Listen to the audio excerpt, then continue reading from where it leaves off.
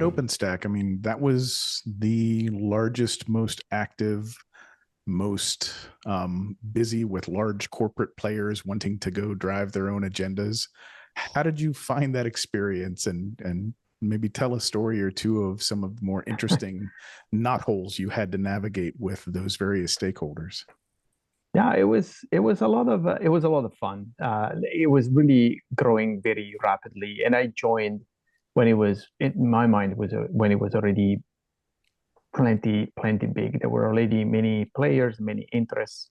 The project was managed by largely by one corporation, Rackspace, but there was the pressure from the newcomers. We wanted to have a governance model that was more participatory and open, and that managing that or helping to navigate that, opening up the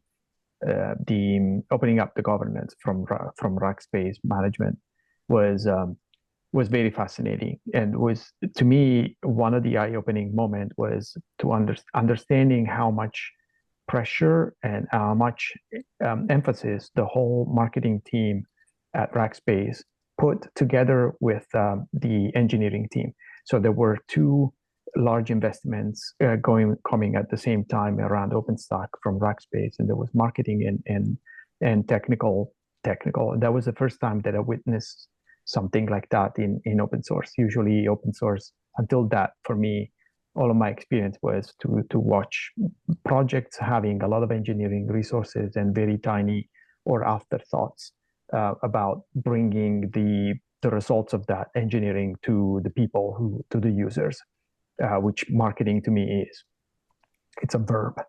And the Rackspace team was doing, in fact, for the first time, was doing something in parallel. They were bringing whatever they were producing to users, to partners. They were widening the ecosystem from not just from the engineering perspective. It was really fascinating. Yeah, I mean, it was an interesting case of a company actively, and I would say very successfully, building a coherent community. Right. Yeah. I mean, it's often the case that so many, certainly so many startups are trying to build, their product out there, and they're actively working to build a community to make it interesting to a lot of people. And I think Rackspace, with how they actively tried to remove themselves from control and were proud about that. And again, marketing was communicating that was the case, and that was their desired goal and what they were doing.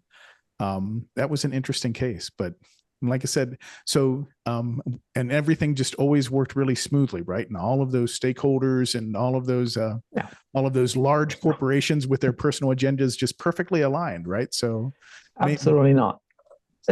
Absolutely not. But it's like with any social interaction, like you were talking about the how similar it is to urban planning.